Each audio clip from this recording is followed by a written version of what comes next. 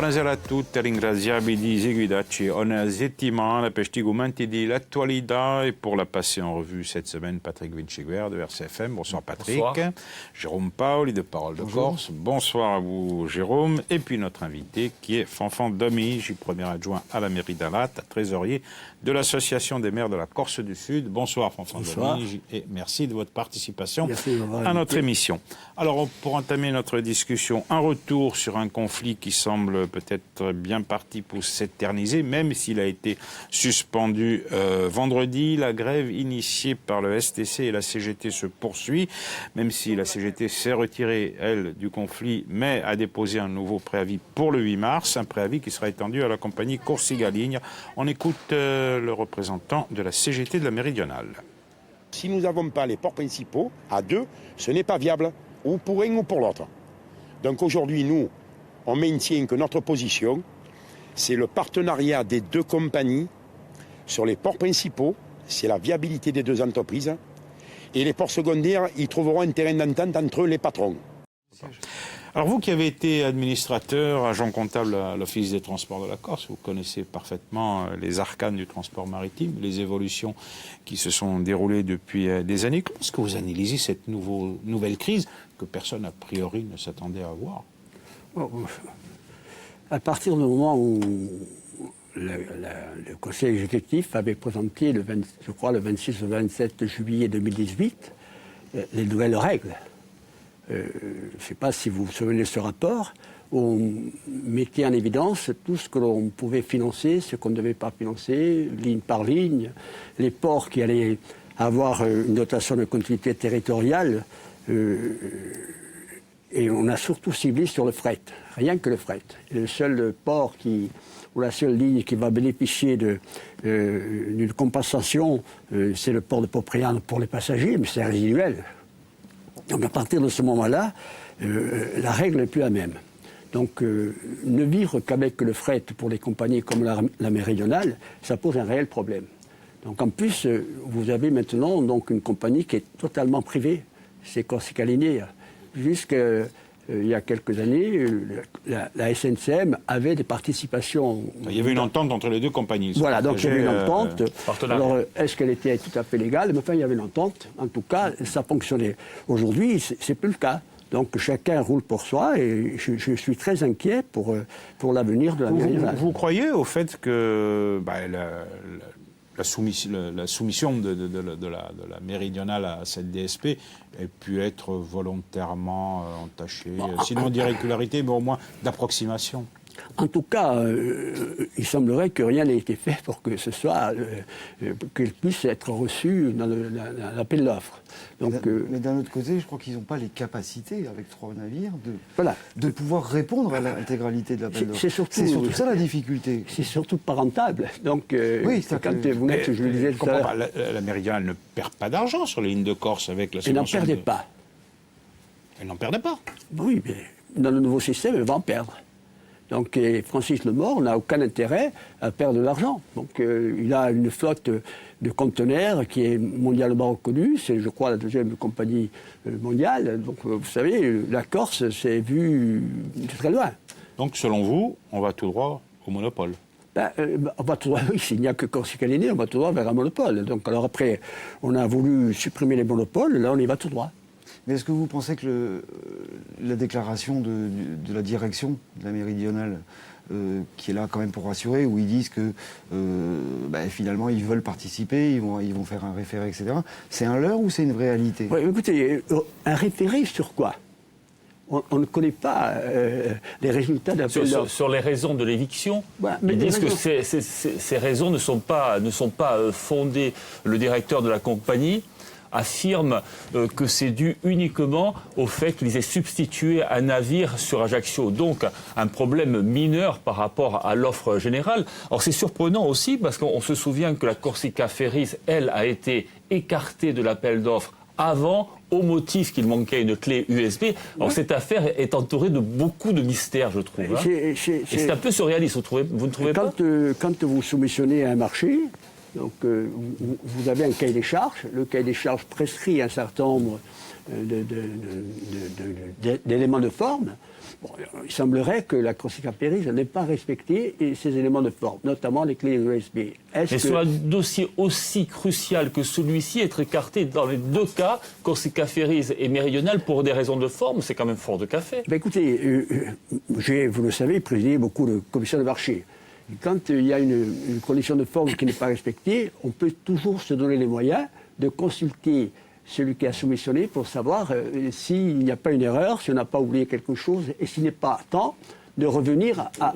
Justement, dans ce dossier, c'est un peu compliqué, parce que le directeur de la compagnie dit on nous a écartés avant même que ne débutent les négociations que l'on appelle utiles, qui servent à affiner l'offre. C'est bien ce que je vous disais. Donc, on aurait pu toujours demander à la Corsica Périse pourquoi vous n'avez pas produit les clés USB. On était toujours à temps de les produire. Elle dément, elle dit qu'elle a produit toutes les pièces. Bon, il semblerait d'abord qu'il y ait eu un disque, que le disque n'était pas visible, semble-t-il. C'est assez curieux. Mais là, la Corsica Périse a carrément été écartée avant l'ouverture des prix. Mais là, pour la Méridionale, apparemment, il est encore temps, puisqu'on parle de négociations utiles. C'est un choix.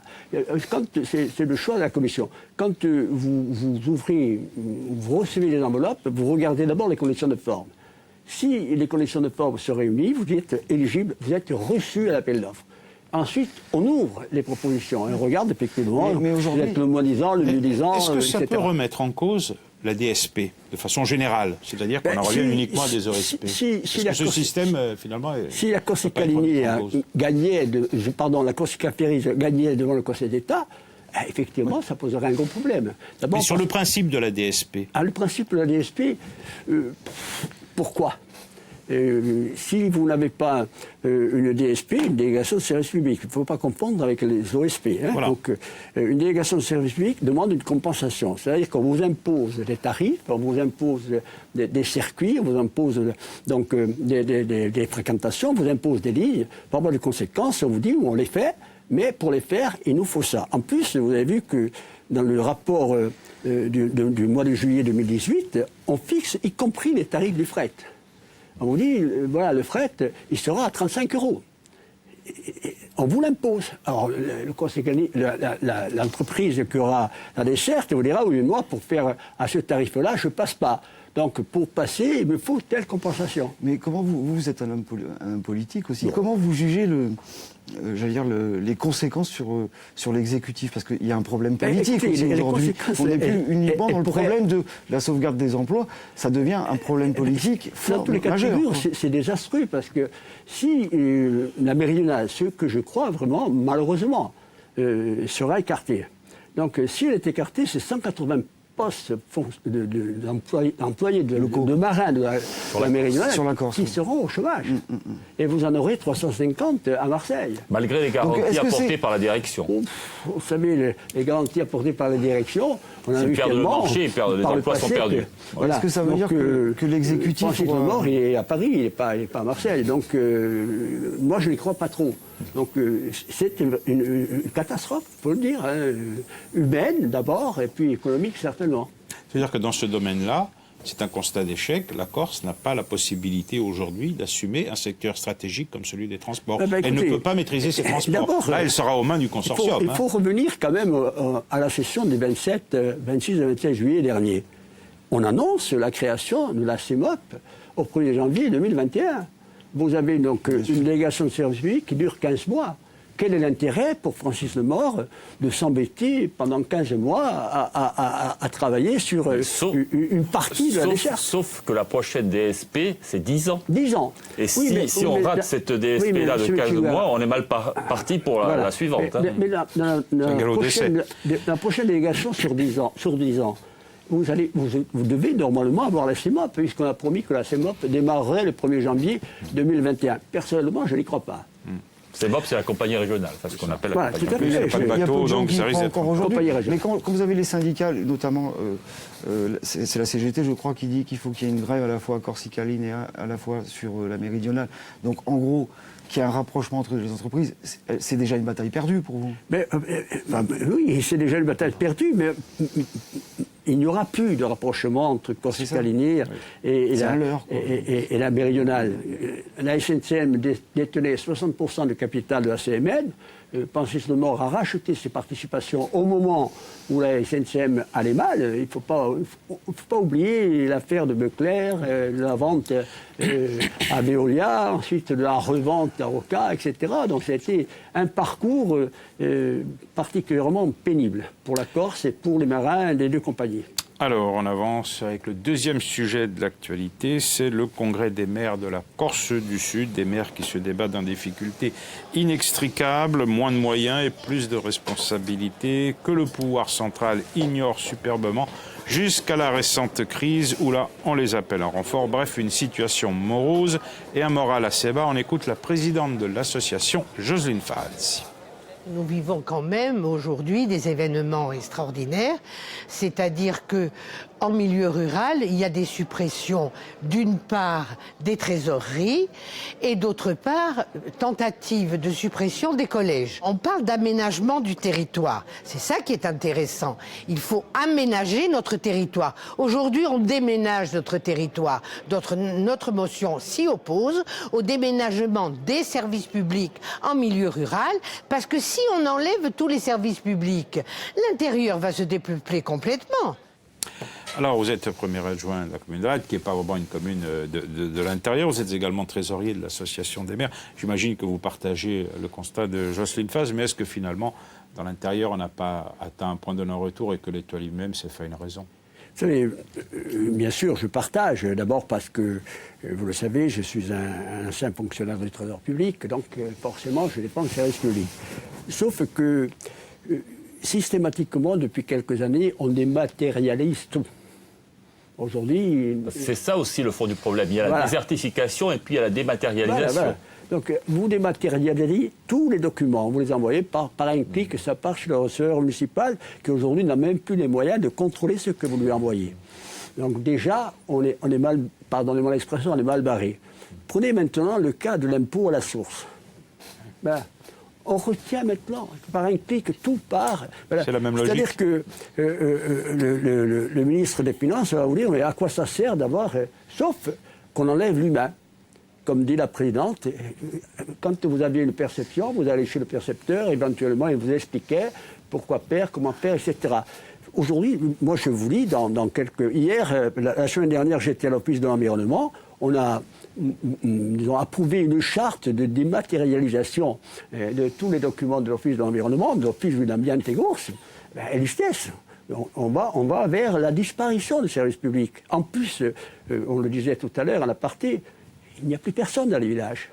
Donc, quel est l'intérêt d'avoir... Bon, même, je vous dis, il faut mettre l'humain avant tout. Et or, l'humain, aujourd'hui, n'a plus de mise dans les nouvelles structures des ministères. Et ça veut dire que le cri d'alarme que pousse la présidente et qu'on a entendu, c'est une bataille perdue. Non, mais c'est presque... C'est un peu comme la SNCF. Les batailles, on parlait des bateaux perdues d'avance. Non, mais pour moi, les mener. Donc, la bataille, c'est de ramener les gens dans les villages. Ensuite, éventuellement, on rouvrira des services publics. Voilà, on ne les fermera pas. Enfin, c'est l'histoire de la poule et de l'œuf. Oui, bien sûr. Mais moi, je rejoins Fanfan Domi. Comment garder une perception dans un village à partir du moment où, avec une simple application sur son smartphone, on peut payer ses impôts, on peut tout faire. Pourquoi maintenir des services publics alors que maintenant les cartes grises, vous les faites passer par Internet? Demain, il y aurait du monde, comme il y a ces tendances-là. Ça ne ferait pas réouvrir. Il y a d'autres perceptions. En revanche, il y a d'autres services publics qui sont plus importants à maintenir. C'est l'éducation nationale, par exemple. La dématérialisation, elle remonte à il y a déjà une dizaine d'années. Personnellement, j'étais farouchement hostile à la dématérialisation. Mais après, on vous l'impose. Vous êtes un maire, vous ne pouvez plus envoyer vos documents par la poste, vous les portez à la perception, vous les envoyez par un clic. Donc il n'y a même plus cette relation entre le receveur municipal et le secrétaire de mairie, c'est terminé. Donc à partir du moment où on dématérialise, c'est fini. Mais alors après se pose le problème de l'intérieur. Vous restez de l'intérieur, vous passez 15 jours et sans Internet. Comment vous voulez créer, y compris des postes à distance, du travail à distance, quand vous ne pouvez même pas travailler sur Internet? Il y a un plan ambitieux, malgré tout, pour amener la fibre optique partout en Corse. Oui, mais... Vous n'y croyez pas? J'y crois, bien sûr j'y crois. J'ai voté quand j'étais... Ça a été voté. Le souci, ça a été voté en 2006. Le souci, c'est pas uniquement Internet. Ça a été relancé, là. Oui, ça a été voté en 2006, nous sommes en 2019, j'ai déjà écoulé 13 ans. À mon avis, il va s'écouler encore quelques années, peut-être une dizaine d'années, mais pendant ce temps... Non, mais le souci... S'il n'y a plus personne pour l'utiliser, la fibre optique... Voilà. Et puis le souci, c'est pas uniquement Internet. Le souci, c'est qu'il faut aussi... Il y a une volonté politique qui est pas récente de vouloir réduire la dépense publique. Donc, comptable, une volonté comptable. Comptable, de réduire les effectifs, les dépenses publiques. Donc, c'est pas uniquement lié à Internet, c'est qu'à un moment donné, il y a une tendance lourde. C'est un enchaînement. De se battre contre ça, ça me paraît complètement illusoire.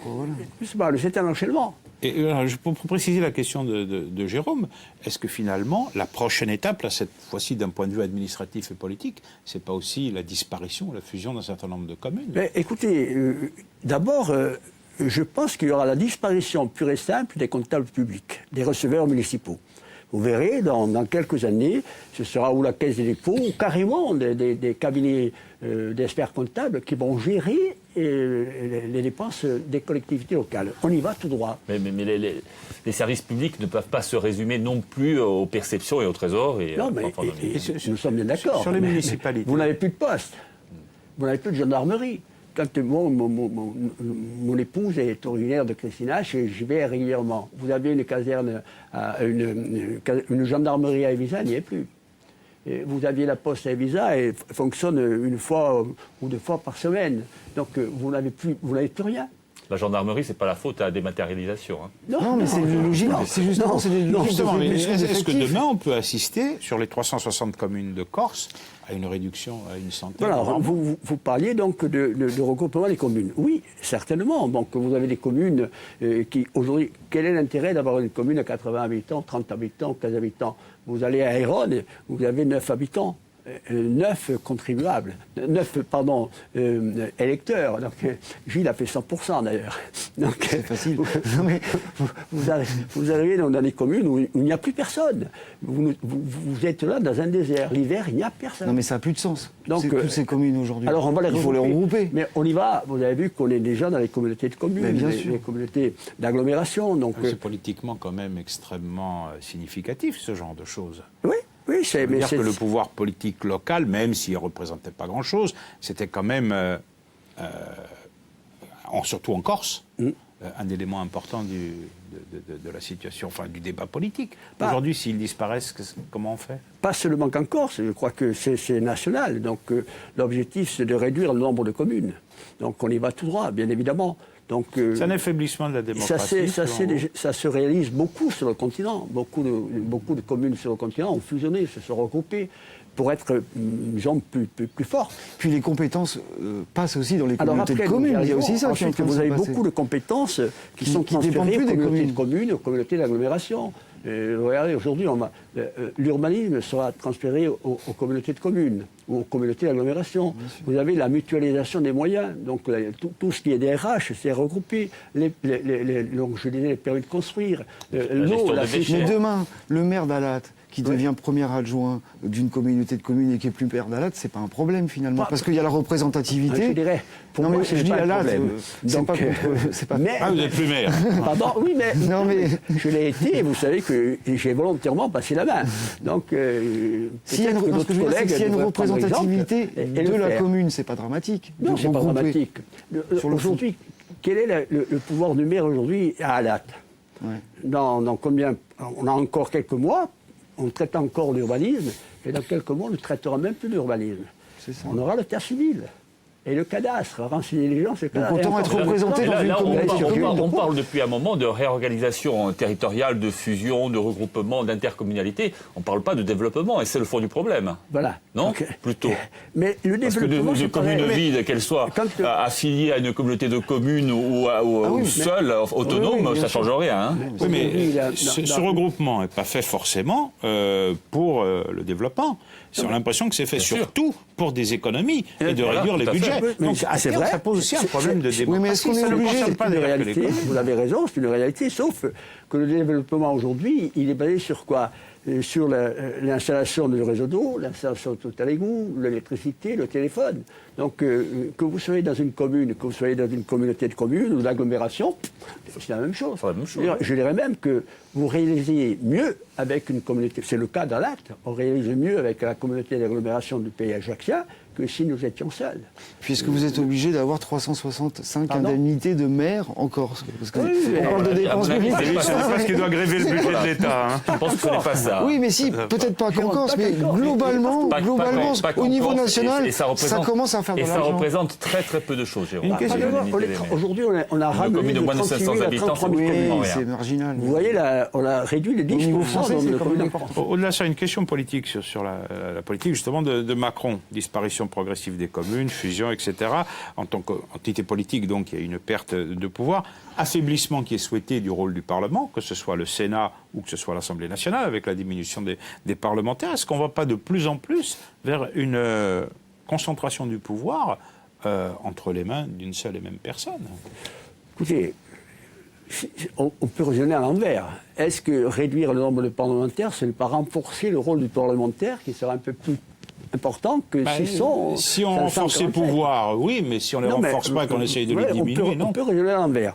Bon, après, est-ce qu'on a besoin de 4 parlementaires chez nous pour 330 000 habitants? Est-ce qu'on a besoin de 2 sénateurs? C'est toute la question.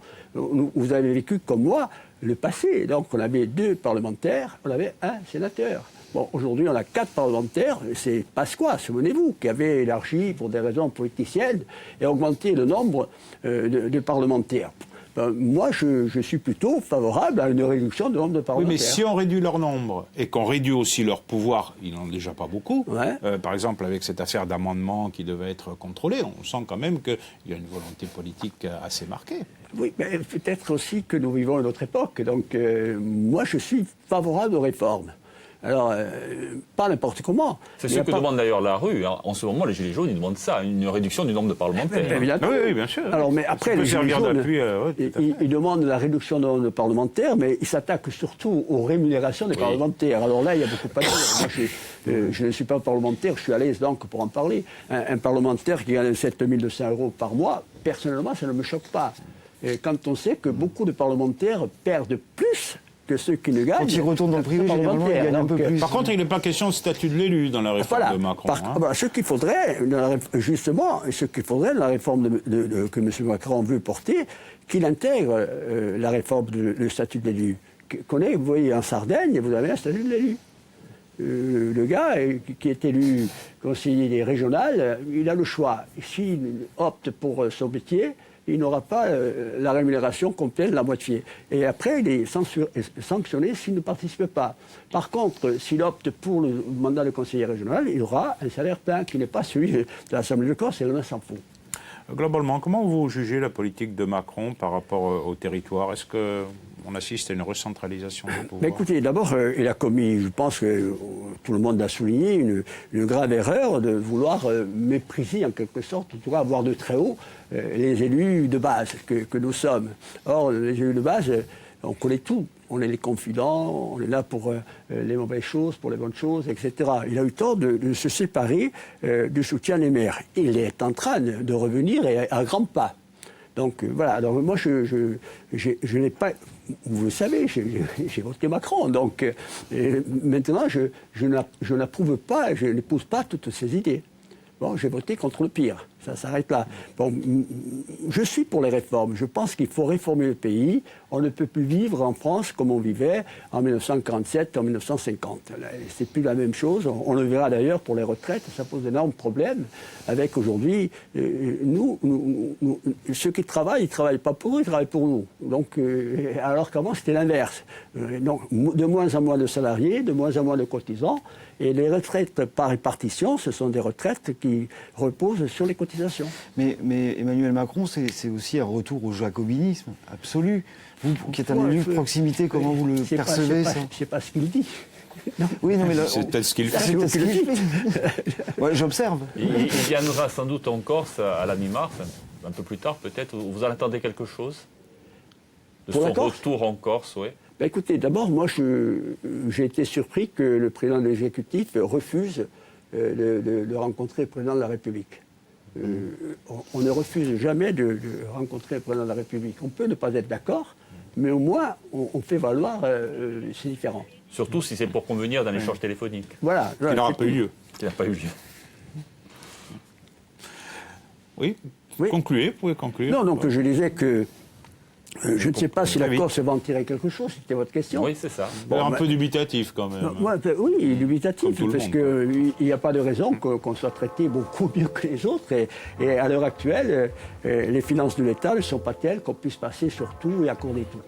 Eh bien, nous verrons bien dans quelques jours. Et ce sera la conclusion de l'émission. Fanfan Domigi, merci beaucoup d'y avoir participé, messieurs. Merci à vous également. On se retrouve la semaine prochaine avec un nouvel invité. Intanto, buonasera a tutti.